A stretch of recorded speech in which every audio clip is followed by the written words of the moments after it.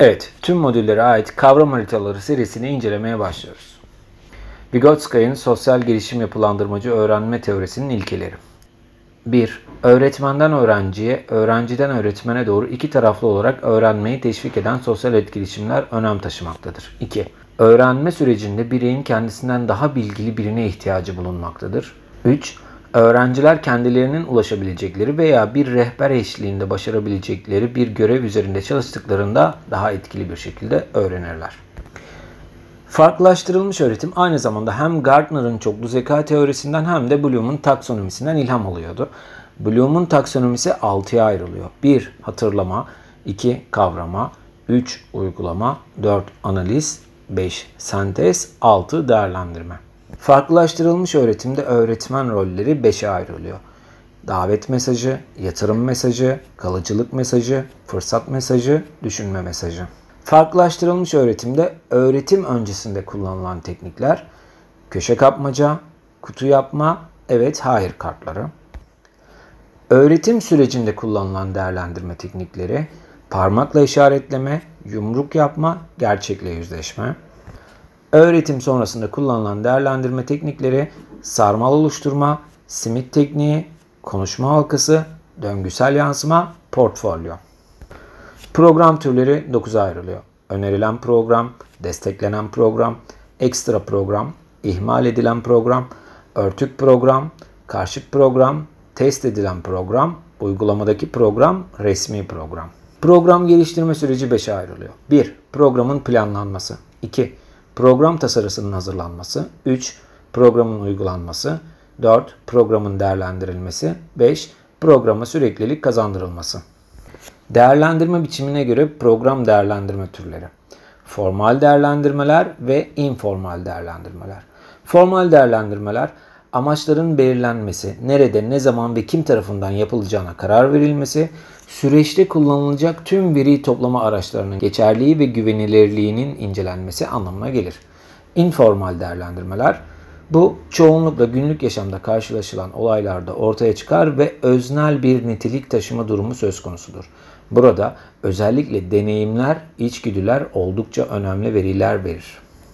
Değerlendirme amacına göre program değerlendirme türleri, biçimlendirici değerlendirmeler, toplam değerlendirme. Biçimlendirici değerlendirmeler, geliştirilen programın özellikle ilk aşamalarında durumun gözden geçirilmesi amacıyla yapılır. Bu değerlendirme sürekli, ayrıntılı ve konuya özgü bilgilendirme sağlar. Toplam değerlendirme, programın uygulamasından sonra yapılan bir değerlendirme türüdür. Bu değerlendirme türü, eğitim programı başarılı oldu mu sorusu üzerinden hareket eder.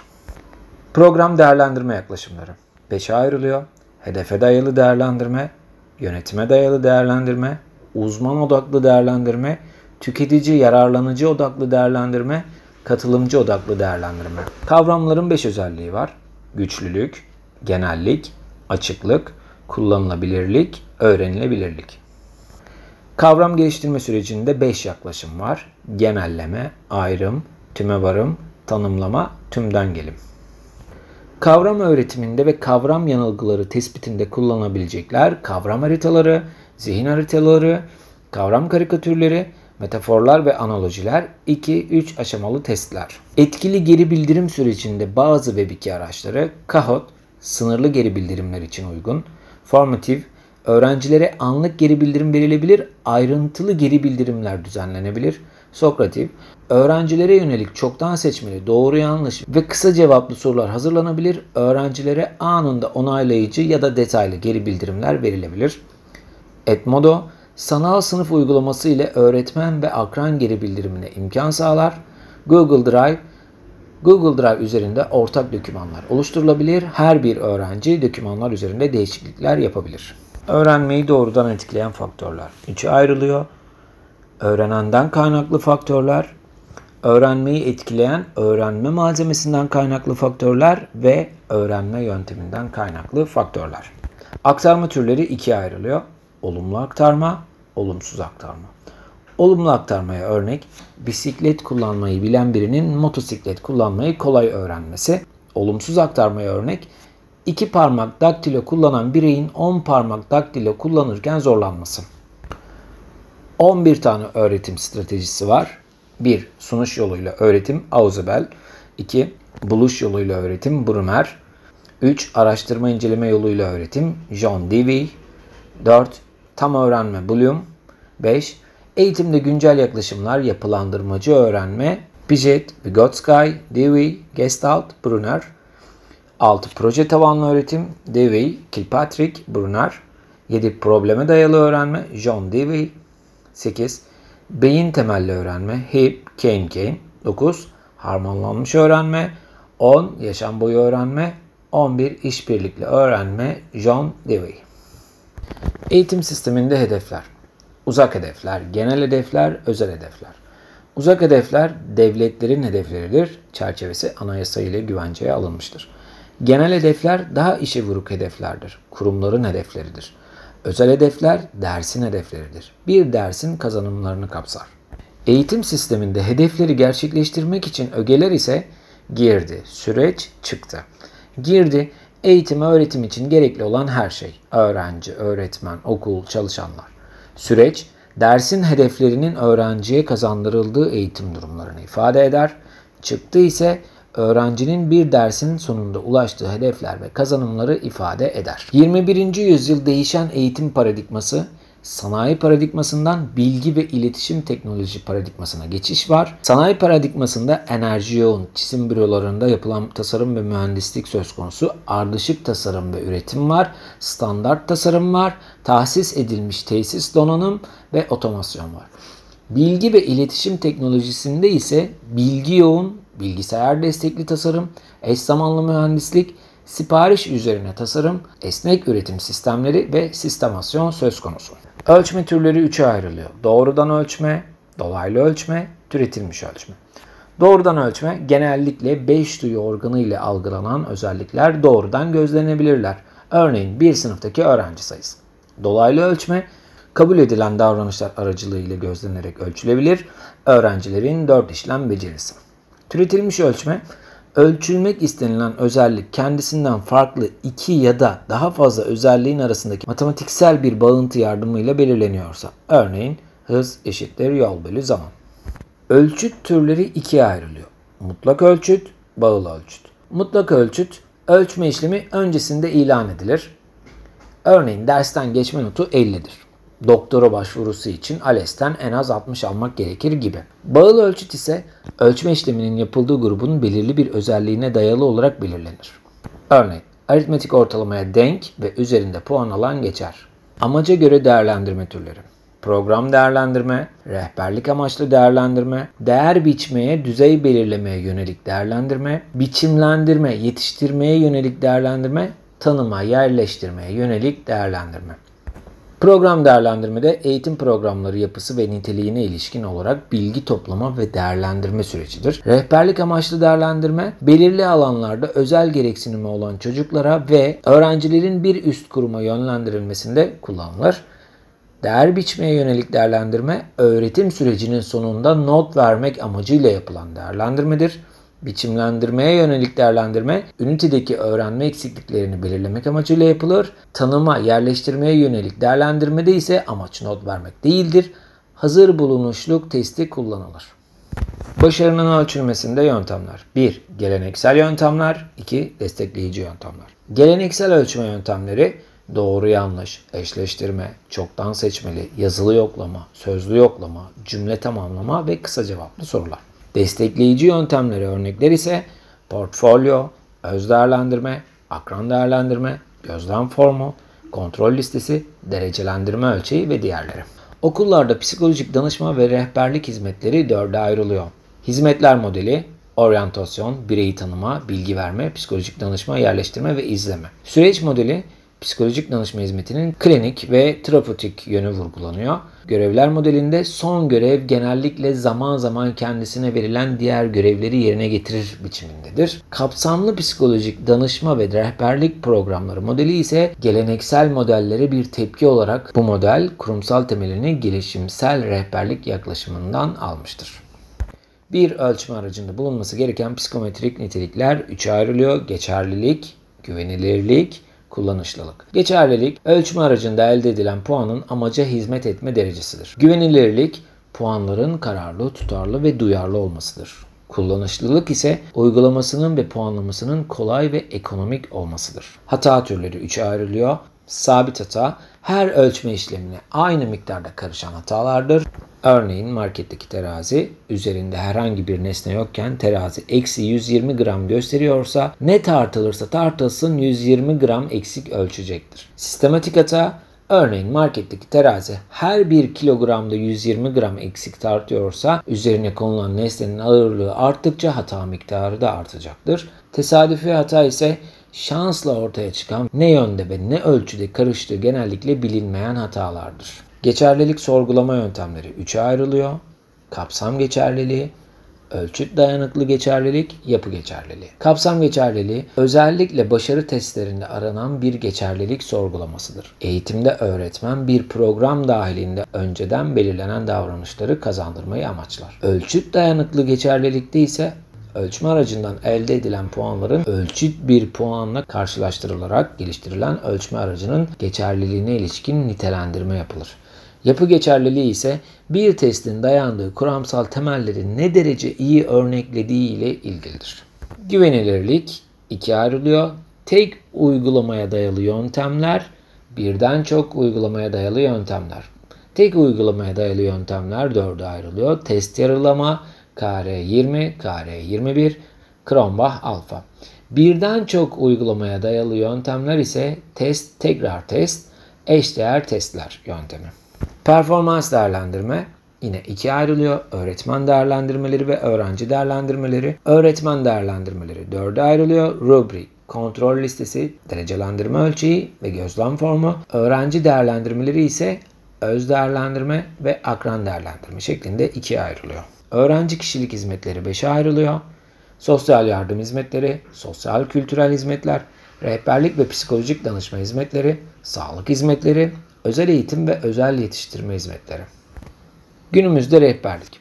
Parsons modeli, kişilerin mesleki seçim süreçlerine yardımcı olmak, mesleki rehberlik etmek amaçlı kullanılıyor. Rehberliği eğitim süreciyle karşılaştıran model, rehberliği diğer konular gibi eğitim sürecinde öğretilecek bir konu olarak görür. Bu da rehberlik için eğitim programlarının içinde ders saati ayrılmasına katkıda bulunmuş. Rehberliği karar verme sürecine yardım olarak gören model, rehberliği kişilerin karar aşamasında yararlanacağı bir hizmet olarak görür. Ancak bu rehberliğin süreklilik ilkesiyle çelişmektedir. Gelişimsel, kapsamlı rehberlik modeli bu en güncel yaklaşımdır. Gelişim süreklidir ve rehberlik de bu süreci destekleyen bir modeldir. Özellik faktör modeli yani klinik model ise öğrencilerin ayrıntılı incelenmesini, tanınmasını gerektiren ve çok sayıda ölçme aracının geliştirilmesine katkıda bulunan bir modeldir. Rehberlik hizmetleri ve işlevleri, psikolojik danışma, oryantasyon, birey tanıma, bilgi toplama ve yayma, yöneltme ve yerleştirme, izleme, müşavirlik, araştırma ve değerlendirme, çevre ve veli ile ilişkiler. Kapsamlı rehberlik ve psikolojik danışma programının genel özellikleri sonuç temellidir, standart temellidir, veri tabanlıdır, gelişimsel ve kapsamlıdır, takım çalışmasını gerektirir. Sınıf rehberlik programı gelişim alanları 3'e ayrılıyor. Akademik gelişim alanı amaçları, kariyer gelişim alanı amaçları, sosyal duygusal gelişim alanı amaçları.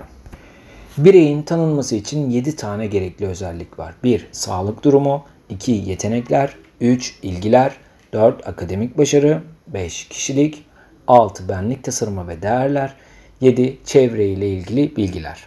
Rehberlikte kullanılan testler 4'e ayrılıyor. Yetenek testleri, ilgi testleri, kişilik testleri ve tutum ölçekleri. Özel eğitime gereksinim duyan öğrencileri 6 kategoride değerlendirebiliriz. Zihinsel yetersizliği olan öğrenciler, otizm spektrum bozukluğu olan öğrenciler, öğrenme güçlüğü olan öğrenciler, dil ve konuşma bozukluğu olan öğrenciler, işitme yetersizliği olan öğrenciler, görme yetersizliği olan öğrenciler. Ülkemizde özel eğitime ihtiyacı olan öğrencilerin devam edebilecekleri eğitim ortamları ya da yerleştirme seçenekleri en fazla kısıtlayıcı olandan en az kısıtlayıcı olana doğru şöyle sıralanabilir. 1. Yatılı özel eğitim okul ve kurumları. 2. Gündüzlü özel eğitim okul ve kurumları. 3. Özel eğitim sınıfı. 4. Yarı zamanlı kaynaştırma bütünleştirme. 5. tam zamanlı kaynaştırma ve bütünleştirme. Bireyselleştirilmiş eğitim programının hazırlama süreci. 1. Öğrencinin demografik özelliklerinin tanımı. 2. Öğrencinin eğitsel performans düzeyinin tanımı. 3. Uzun dönemli ya da yıllık hedefler. 4. Kısa dönemli hedefler. 5. Öğretim yöntemleri ve materyaller. 6. Amaçlara ulaşmak için gerekli olan zamanın başlama ve bitiş tarihleri. 7. Uygun değerlendirme yöntemleri ve ölçütleri. 8. Ek hizmetler. Öğretimin bireyselleştirilmesinin ve öğretim uyarlamalarının kapsamı, fiziksel düzenlemeler, işleyişle ilgili düzenlemeler, öğretimsel düzenlemeler, sınıf iklimine yönelik düzenlemeler ve sürece yönelik düzenlemeler olarak ele alınabilir. Öne çıkan özel yetenek kuramları ise 4'e ayrılıyor. 1. Üçlü halka kuramı. 2. Beşgen kuramı. 3. Bulanık kuram. 4. Ayrımsal üstün zeka ve üstün yetenek kuramı. Özel yetenekli öğrencilerle gerçekleştirilen yaygın etkinlikler. 1. Gruplama. 2. Zenginleştirme. 3. Hızlandırma. Geçerlilik türleri 4'e ayrılıyor. Kapsam geçerliliği, içeriğin uzman görüşüne dayalı değerlendirilmesi, ölçüt geçerliliği, test puanlarının ölçüt puanları ile ilişkili olması, yapı geçerliliği, testten elde edilen puanlar testin ölçtüğü kavramı ölçüyor mu, görünüş geçerliliği, bir ölçme aracının ismi, açıklamaları ve sorularıyla ölçmeyi amaçladığı özelliği ölçüyor görünmesi durumudur. Yaratıcı problem bulma hiyerarşisi 1. Problemi keşfetme. 2. Problem formülasyonu. 3. Problem oluşturma. 4. Problem betimleme. 5. Problemi tanımlama. Yaratıcı problem bulma stratejileri 4'e ayrılıyor. 1. Temel ihtiyaçların araştırılması. 2. Kasıtlı sınırları olan bir problem alanı tanımlamak. 3. Probleme kasıtlı olarak farklı bakış açıları uygulamak. 4. Sorgulamayı bir problemin bağlamına ve paydaşlarına doğru genişletmek. Örnekleme yöntemleri ikiye ayrılıyor. Seçkisiz örnekleme yöntemleri, seçkisiz olmayan örnekleme yöntemleri. Seçkisiz örnekleme yöntemleri ikiye ayrılıyor. Basit seçkisiz örnekleme, tabakalı örnekleme. Seçkisiz olmayan örnekleme yöntemleri 3'e ayrılıyor. Sistematik örnekleme, uygun örnekleme, amaçlı örnekleme. Nicel araştırmalar 1. Tarama araştırmaları 2. Korelasyonel araştırmalar 3. Nedensel karşılaştırma araştırmaları. Nitel araştırma türleri ise 8'e ayrılıyor.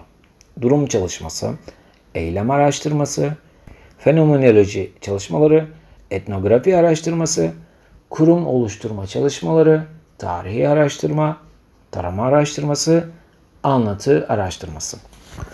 Durum çalışmalarının türleri nitel araştırmalarda 6'ya ayrılıyor. Tarihsel örgütleme, gözlemsel durum çalışması, hayat hikayesi, durum analizi, çoklu durum, çoklu alan. Durum çalışmalarının olumlu ve olumsuz yönleri. Olumlu yönleri, yaşamın bir kesiti ile ilgili doğrudan ve derinlemesine bilgi sağlar. Olumsuz yönleri, sonuçların genellenebilmesi düşüktür. Kurum veya kişilerin kimliklerini gizlemek zordur. Raporlaştırmada dil becerisi önemlidir. Bilimsel araştırma etiğini 3'e ayırabiliriz. Genel bilimsel araştırma etiği, araştırmacı katılımcı etiği ve yayın etiği. Test, ölçek geliştirmenin aşamaları ise 1. Testin amacının belirlenmesi. 2. Test ile ölçülecek özelliğin belirlenmesi. 3. Madde yazımı ve madde havuzunun oluşturulması. 4. Teknik yönetim ve dil anlaşılırlığının incelenmesi. 5. Testin psikometrik özelliklerinin belirlenmesi. 6. Ön uygulamanın yapılması. 7. Uzman görüşü alma ön deneme formunun oluşturulması. Kapsayıcı eğitim ile kaynaştırma bütünleştirmenin farkları. Kaynaştırmada özel gereksinimli çocuklara odaklanılıyor. Çocukların eğitim ortamına hazır olmasını gerektiriyor. Kapsayıcı eğitimde ise tüm çocukların özelliklerini dikkate alarak eğitimde eşit erişime yönelik bir çalışma yapılıyor. Kapsayıcı eğitimin temel kavramları 1. Çeşitlilik 2. Katılım 3. Aidiyet 4. Adalet 5. Hak. Kapsayıcı eğitime yönelik uluslararası düzenlemeler 1. İnsan hakları temelli süreç 1948 ve sonrasını kapsıyor. 2. özel gereksinimli çocuklara yönelik süreç 1990 ve sonrasını kapsıyor. 3. Dezavantajlı gruplara yönelik süreç 2000 ve sonrasını kapsıyor. Ve 4. Eğitim sistemlerinin dönüşümü 2005 ve sonrasını kapsıyor. Kapsayıcı eğitime yönelik ulusal yasal düzenlemeler ise 222 sayılı İlköğretim ve Eğitim Kanunu 1961, 1739 sayılı Milli Eğitim Temel Kanunu 1973, 573 sayılı Kanun hükmünde kararname 1997, 5378 sayılı Engelliler Hakkında Kanun 2005, 6458 sayılı Yabancılar ve Uluslararası Koruma Kanunu 2013, 6883 karar sayılı Geçici Koruma Yönetmeliği 2014. Kapsayıcı eğitimin bileşenleri 1. Erişim, 2. Katılım ve 3. Destek. Kapsayıcı okullarda ön plana çıkan kavram ve uygulamalar. 1. Bireysel farklılıklar, 2. Liderlik, 3. Okul kültürü, 4. Farklılaştırılmış öğretim ve 5. İlkeler. Kapsayıcı eğitim ortamlarında katılımı sağlama yolları 3'e ayrılıyor. 1. Çocukların tercihleri, 2. Etkinlikleri basitleştirme, 3. Etkinlikleri çeşitlendirme. Kapsayıcı eğitimde destek piramidi. 1. Genel destek tüm öğrencilere uygulanıyor. 2. Özel destek BEP olan hafif ve orta düzey öğrenciler için. 3. Yoğun destek BEP olan ağır yetersizliklerde kullanılıyor. Ülkemizde kapsayıcı eğitimin görünümü ve değerlendirme grupları 6'ya ayrılıyor. 1. Erişim sınırlılıkları, 2. Dil bariyeri, 3. Düzey çeşitliliği, 4. Öğrenme kayıpları, 5. Sosyal duygusal gelişim sınırlılıkları, 6. Fiziki sınırlılıklar. Mülteci eğitimindeki sorunların çözümünde alınacak tedbirler 3'e ayrılıyor. 1. Mikro düzey sınıflar ve öğrenciler, 2. Mezo düzey okullar, 3. Makro düzey kapsayıcılığa yönelik tutumlar, politikalar, organizasyon yapıları. Kapsayıcı pedagoji, çok kültürlü eğitim, yani etnik merkezden uzak, farklılıklara saygı gösteren anlayış.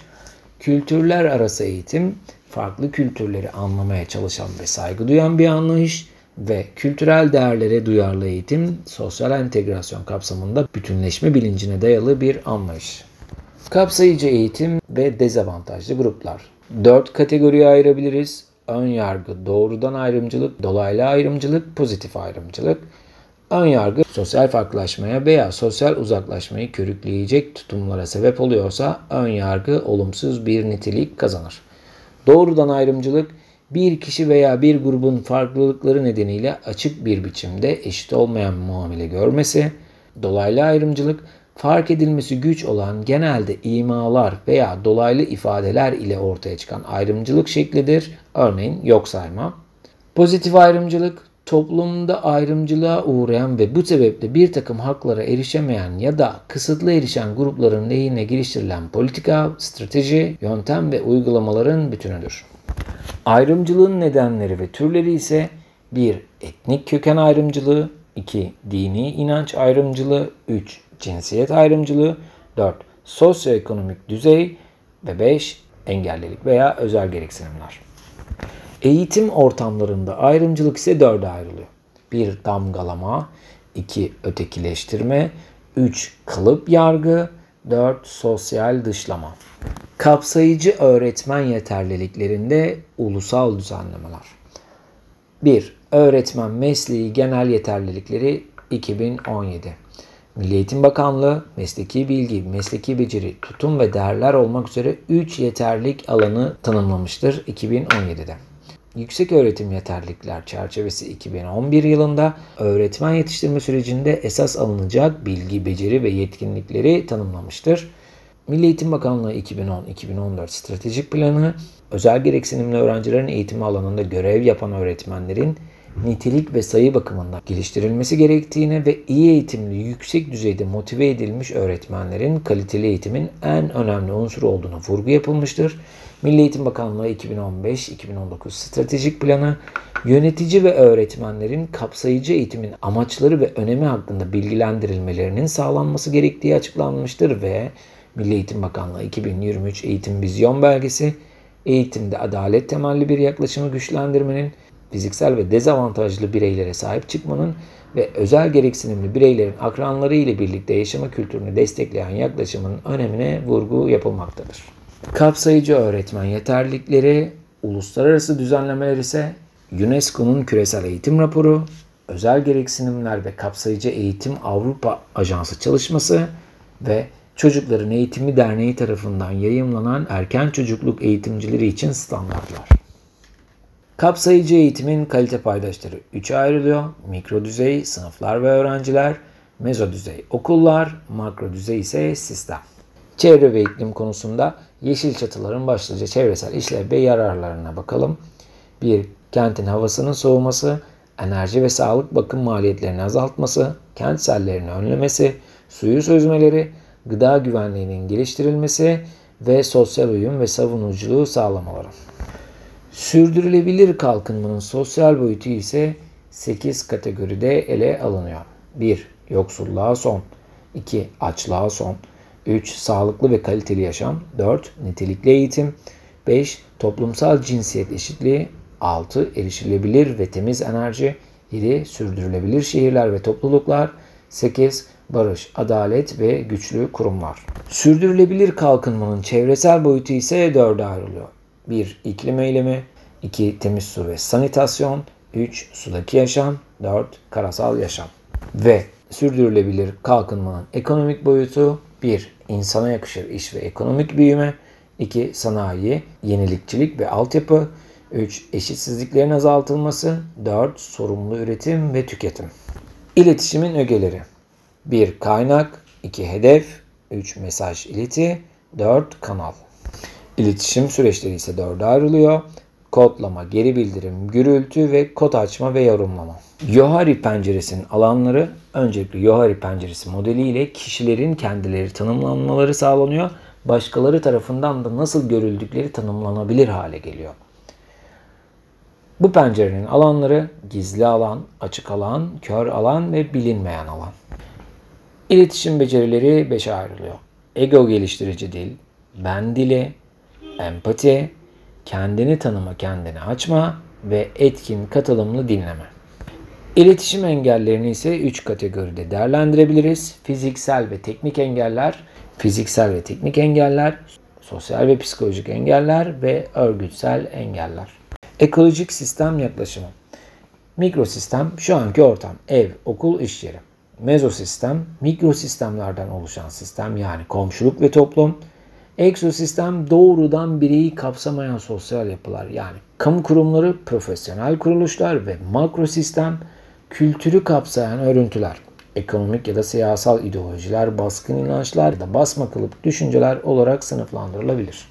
Okul iklimi 6'ya ayrılıyor. 1. Açık iklim yani arkadaşça ilişkiler, yönetici örgütte kurmay bir liderlik örneği sergiliyor. Özerk iklim, yönetici örgütte resmi ve sistemli bir iş yapmak için kendini çalışanlarından uzak tutuyor. İdareci iklim, yazılı kurallar ve tatmin edilmeyen sosyal ihtiyaçlar karakterize ediliyor. Samimi iklim, arkadaşça ilişkiler hakim ve örgüt üyeleri işlerin nasıl yapılacağı konusunda görüşlerini bildiriyor. Babacan iklim, kısmen kapalı bir iklim olup çalışanların birlikte hareket etmediği, grup içinde bölünmelerin olduğu ve yöneticinin sürekli kontrol edici görevde olduğu iklim ve kapalı iklim, yöneticinin çalışanları yönlendirmede etkili olmadığı iklim, onların kişisel zenginlikleriyle ilgilenmediği, işbirliğinin olmadığı, grup başarısının minimum düzeyde olduğu resmi bir örgüt iklimi söz konusudur. 2023 Sanayi ve Teknoloji Stratejisi ana bileşenleri 5'e ayrılıyor. 1. Yüksek teknoloji ve inovasyon. 2. Dijital dönüşüm ve sanayi hamlesi. 3. Girişimcilik. 4. Beşeri sermaye ve 5. Altyapı. Gartner 2007 yılında Gelecek için 5 Zihin adlı eserinde yeterlilikler için 5 kavram ortaya sunmuştur. Bunlar etik zihin, alan bilgisinde zihin, sentezleyen zihin, yaratıcı zihin ve saygı duyan zihin. UNESCO öğretmen yeterliliklerini geliştirme değerleri ise 4'e ayrılıyor.